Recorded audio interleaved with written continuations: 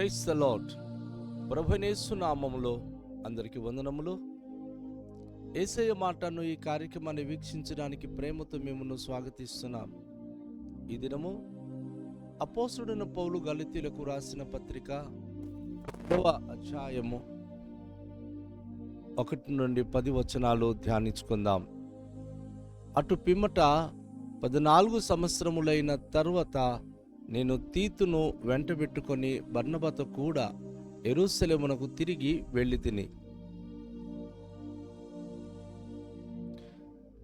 దేవదర్శన ప్రకారమే వెళ్ళి తిని, మరియు నా ప్రయాసము వ్యర్థమవునేమో లేక వ్యర్థమై పోయినదేమో అని నేను అన్యజనులలో ప్రకటించుచున్న సువార్త వారికిని ప్రత్యేకముగా ఎన్నికైన వారికి విశదపరిచితిని. ఆయనను నాతో కూడానున్న తీతు గ్రీసు దేశస్థుడైనను అతడు మిక్కిలి సున్నతి పొందుటకు బలవంతము పెట్టబడలేదు. మనలను దాసులుగా చేసుకొనవలెనని క్రీస్తు యేసు వలన మనకు కలిగిన మన స్వాతంత్రమును వేగుచూచుటకు రహస్యముగా తేబడి దొంగతనముగా ప్రవేశించిన కపట సహోదరుల వలన జరిగినది. సువార్త సత్యము మీ మధ్యను నిలుచున్నట్లు మేము వారికి ఒక్క గడి అయినను లోబడుటకు ఒప్పుకొనలేదు. ఎన్నికైన వారుగా ఎంచబడిన వారి యొద్ద నేనేమీ నేర్చుకొనలేదు. ఎంతటి వారైనను నాకు లక్ష్యము లేదు. దేవుడు నరుని వేషము చూడడు. ఆ ఎన్నికైన వారు నాకేమీ ఉపదేశించలేదు. అయితే సున్నతి పొందిన వారికి బోధించుటకై సువార్త పేతురుకి ఎలాగూ అప్పగింపబడెనో, అలాగే సున్నతి పొందని వారికి బోధించుటకై నాకు అప్పగింపబడిననే వారు చూచినప్పుడు, అనగా సున్నతి పొందిన వారికిని అపోస్తలులవుటకు పేతురునకును సామర్థ్యము కలుగజేసిన వాడే అన్యజనులకు అపోస్తలులవుటకు నాకును సామర్థ్యము కలుగజేసినని వారు గ్రహించినప్పుడు, స్తంభములుగా ఎంచబడిన యాకోబు, కేఫా, యోహాను అనువారు నాకు అనుగ్రహింపబడిన కృపను కనుగొని, మేము అన్యజనులకును తాము సున్నతి పొందిన వారికి అపోస్తలులుగా ఉండవలెనని చెప్పి తమతో పాలివారమౌటకు సూచనగా నాకును బర్నబాను కుడి చేతిని ఇచ్చిరి. మేము బీదలను జ్ఞాపకము చేసుకొనవలెనని మాత్రమే వారు కోరిరి. అలాగూ చేయుటకు నేనును ఆసక్తి కలిగి ఉంటిని. ప్రభునందు ప్రియమైన వాళ్ళారా, ఈ వాక్య భాగములో అద్భుతమైన విషయాలను మనం గమనిస్తూ ఉన్నాం. సేవ చేసినప్పుడు పిలుపును చూడాలి అని అపోస్తలుడైన పౌలు చాలాసార్లు అన్నారు. మనకు పిలిచిన పిలుపు చూడాలి, మనకు అప్పగించబడిన పరిచర్య చూడాలి. నేటి దినాల్లో సేవకులు ఇది గ్రహించలేక తిరుగుతూ ఉన్నారు. బైబిల్ పట్టుకున్న ప్రతి ఒక్కరు పాస్టరు. ఏ ఇంట్లో అయినా, ఎక్కడైనా, ఏ స్థలంలో అయినా కొంచెం బైబిల్ పట్టుకుని పాట పాడి ప్రార్థన చేసిన వాళ్ళు పాస్టర్లు అని చెప్పి వెళ్ళిపోతున్నారు. కానీ ఏ పరిచర్య దేవుడు అప్పగించాడో, ఎలా చేయమని చెప్పాడో, మన పిలువబడిన పిలుపు ఏంటి, మనకు దేవుడు ఏర్పరచుకున్న ఏర్పాటు ఏంటి, ఎవరికి ఈ రోజుల్లో ఆ ఆలోచనే లేదు.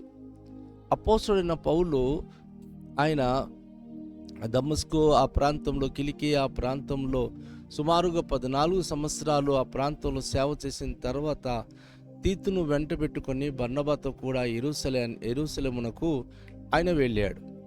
యెరూషలేములో చాలామంది దేవుని యొక్క అపోస్తలులు ఉన్నారు, సేవకులు ఉన్నారు. అయితే దేవుడు తనకిచ్చిన దర్శనం ప్రకారంగానే ఆ ప్రయాణం చేసి ఆయన వెళ్ళినట్లుగా తెలియచేస్తున్నాడు. ఒకవేళ నేను ప్రయాణం చేసింది వ్యర్థమైపోతుందేమో, లేకపోతే నేను వ్యర్థమైపోతానేమో అనే భావనతో ఆయన నేను అన్యజనులలో ప్రకటించుచున్న సువార్త వారికిని ప్రత్యేకంగా ఎన్నికైన వారికి విశదపరిచితిని. ఎంతమంది అయితే అక్కడ ఎన్నికైన వారు ఉన్నారు యెరూషలేములో, ఈ సువార్త ఏ విధంగా అన్యజనగానికి ప్రకటిస్తున్నాడో, ఆ ప్రకటించే విధానం ఏమిటో వారికి తెలియచేయడానికి సంతోషంగా ఆయన మరి యెరూషలేమునకు వెళ్ళాడు. వెళ్ళినప్పుడు ఆయన తీతును కూడా పట్టుకొని వెళ్ళినట్టుగా చెప్తా ఉన్నాడు. సో తీతు గ్రీసు దేశస్థుడు.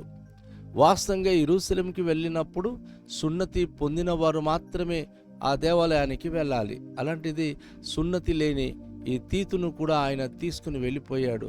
అయితే సున్నతి బలవంతంగా వారు యూదులు పెడతారు, కానీ దేవుని కృపను బట్టి తీతుకి బలవంతం ఏం చేయలేదు. ఆయన గ్రీసు దేశస్థుడు, సున్నతి పొందని వాడు, కానీ ప్రభు కొరకు జీవిస్తున్న వ్యక్తి కనుక ఆయనకి ఎవరు కూడాను సున్నతి పొందాలి అని చెప్పి బలవంతము చేయలేదు.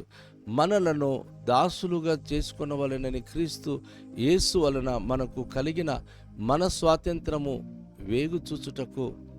గమనించండి, కొంతమంది దేవుడు స్వతంత్రంగా దేవుని అపోస్తులుగా ఉండి సేవ చేయడానికని దేవుడు ఏర్పరచుకున్నప్పుడు, కొంతమంది సహోదరులు రహస్యంగా ఆ స్థలాలకు తేబడి దొంగతనంగా ప్రవేశించి కపటముగా ఈ యొక్క అపోస్తులత్వాన్ని వారు చెడగొట్టాలని, వారి పరిచర్యను నిందించాలని అనేకమైన కపటోపాయములు కలిగిన వారు సంఘాల్లో ఉంటున్నారు.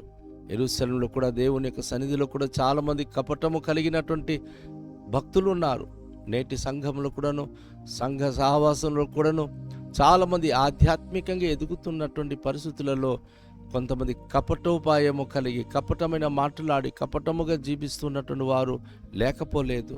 కానీ దేవుడు అలాంటి వారిని ఎప్పుడు కూడాను ప్రేమించాడు, క్షమించాడు, ఆదరించాడు. ఆ విషయాలు మనం గమనించాలి. సువార్త సత్యము మీ మధ్యను నిలుచున్నట్లు మేము వారికి ఒక్క గడి అయినను లోబడుటకు ఒప్పుకొనలేదు. దేవుని యొక్క సత్య సువార్త ప్రజల మధ్య నిలబడాలని, అలాంటి కపట సహోదరుల దగ్గర ఒక్క నిమిషం కూడా లోబడక, వారికి ఏ విషయంలో జవాబు ఇవ్వక, ఒప్పుకొనక, వారి మాటలకు ఏమాత్రం కూడా మేము స్పందించక పక్కన పెట్టి మాకు దేవుడు అప్పగించిన పరిచర్య మేము సంతోషంగా చేస్తూ ముందుకు వెళ్ళాము అని చెప్పి అపోస్తలుడు పౌలు చెప్తా ఉన్నాడు. ఎన్నికైన వారు అనగా ఎంచబడిన వారి యొద్ద నేనేమీ నేర్చుకునలేదు. అంటే యెరూషలేములో అపోస్తలులు ఉన్నారు, కేఫా ఉన్నారు, ఇంకా కొంతమంది యాకోబు ఉన్నారు. వాళ్ళందరూ ఎన్నికైన వారు. వారి దగ్గర నేను ఏమాత్రం కూడా ఏమీ నేర్చుకోలేదు. వారెంతటి వారైనాను నాకు లక్ష్యం లేదు. వారు ఎంత గొప్పవారైనా సరే నేను వారికి లక్ష్య పెట్టలేదు. వారి దగ్గర నేను నేర్చుకోలేదు. దేవుడు నరుని వేషము చూడడు. దేవుడు ఎవరు ఎంత గొప్పవాళ్ళని మనం ఎలా చూస్తామంటే, ఈ పాస్టర్ గారు గొప్పవాడు, ఆ పాస్టర్ గారు గొప్పవారు, వాళ్ళ దగ్గరికి వెళ్తే మంచిది, వీళ్ళ దగ్గరికి వెళ్తే మంచిది, ఈ బ్రదర్ మంచిది అని చాలామంది కపటమైనటువంటి బిడ్డలు అలాంటివి చూస్తారు. కానీ అపోస్తలుడు పౌలు అంటాడు, నేను ఎప్పుడు నరుని వేషాలు చూడను. కేవలము ఎన్నికైన వారు నాకేమీ ఉపదేశించలేదు. ఎవరు కూడా ఈ లోకరీత్యా ఎన్నికైన వారు నాకు ఉపదేశించాలి. నా దేవుడు నన్ను ఎలా నడిపిస్తున్నాడో ప్రార్థన పూర్వకంగా నేను ఆ రీతిగానే ముందుకు వెళుతున్నాను తప్ప ఎవరికి నేను లోబడి ఎవరో నాకు చెప్పాలని ఆశపడట్లేదు. అయితే సున్నతి పొందిన వారికి బోధించుటకై సువార్త పేతురుకి ఎలాగ అప్పగించబడిందో, అలాగే సున్నతి పొందని వారికి బోధించుటకై నాకు అప్పగింపబడినని వారు చూశారు. గమనించండి, పేతురుకి దేవుడు అప్పగించిన గొప్ప బాధ్యత ఏంటంటే, సున్నతి పొందిన వారికి మాత్రమే ఆయన అపోస్తలుడు, కానీ సున్నతి పొందని వారికి నేను అపోస్తలుడుగా ఉండడానికి దేవుడు ఏర్పరచుకున్నాడని నేను తెలుసుకున్నాను, వారు కూడా తెలుసుకున్నారు. అనగా సున్నతి పొందిన వారికి అపోస్తలుడు అవుటకు పేతురునకు సామర్థ్యము కలుగచేసిన వాడే అన్యజనులకు అపోస్తలుడు అవుటకు నాకును సామర్థ్యము కలుగచేసినని వారు గ్రహించినప్పుడు వారు చూశారు, నేను అన్యజనులకి ఎంత చక్కగా బోధిస్తున్నాను, అన్యజనులు ఏ విధంగా రక్షించబడుతున్నారు. ఒకరు ఒక చోట చేయాలంటే కుదరదండి. ఎవరికి ఏ చోట చేయడానికి దేవుడు పిలిచాడో ఆ విధంగానే వారు పిలుపుకు తగ్గట్టుగా సేవ చేయాల్సిన బాధ్యత సేవకుల పైన ఉంది. స్తంభములుగా ఎంచబడిన యాకోబు, గమనించండి, ఇక్కడ ఒక చక్కని మాట అంటున్నాడు అపోస్తలుడు పౌలు. క్రైస్తవులకు స్తంభముగా యేసు ప్రభు తర్వాత తన తమ్ముడైనటువంటి యాకోబు కానీ, కేఫా కానీ, యోహాను కానీ యెరూషలేములో ఉండి వారు మరి దేవుని యొక్క పరిచర్యలో అనేక మందికి ఆశీర్వాదకరంగా స్తంభముగా అక్కడ నిల్చున్నారు. ఎవరైనా గనుక పరిచర్లో ఉంటే వారికి వారు ప్రోత్సహించడం అనేది వారి బాధ్యత. వారు అపోస్తలుడు పౌలు కూడాను మరి వారు దేవుడు అనుగ్రహించిన కృపను కనుగొన్నారు. అపోస్తలుడు పౌలు కూడా అన్యజనంగా మధ్య బాగా పనిచేస్తున్నాడు, కాండాలు తిరిగి సేవ చేస్తున్నాడని గ్రహించి అన్యజనులకును తాము సున్నతి పొందిన వారికి అపోస్తలుగా ఉండవలెనని చెప్పి తమ పాలివారవుటకు సూచనగా నాకును బర్నబాకును కుడి చేతిని ఇచ్చిరి.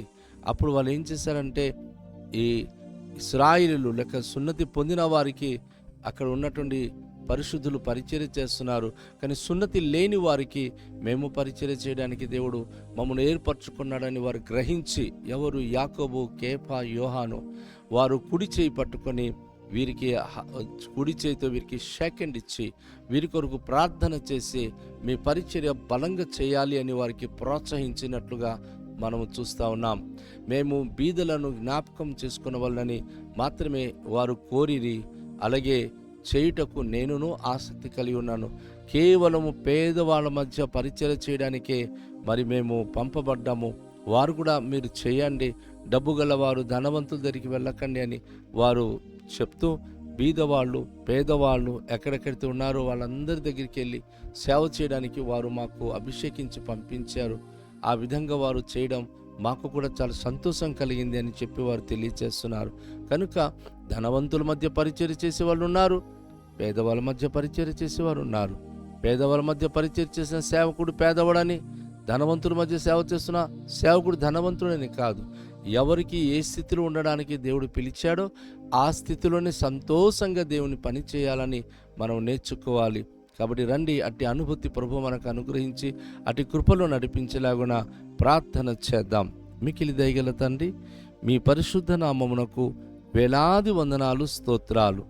ఈ ప్రశస్తమైన సమయంలో మా పిలుపును మేము చూచుటకును, ఎవరి మధ్య ఎలా పరిచర్య చేయాలో అది గ్రహించి మేము మీ సేవలో ముందుకు సాగుటకును సహాయము దయచేయండి.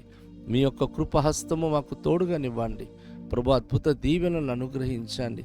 మహిమయు ఘనతయు ప్రభావములు మీరే పొందుకునుమని కృతజ్ఞత స్తోత్రాలు మీకే చెల్లిస్తూ యేసు అతి శ్రేష్టమైన పరిశుద్ధ నామములో ప్రార్థిస్తూ వేడుకొనుచున్నాము పరమ తండ్రి, ఆమేన్. అందరికీ షాలోం. ప్రభు మనను దీవించునుగాక.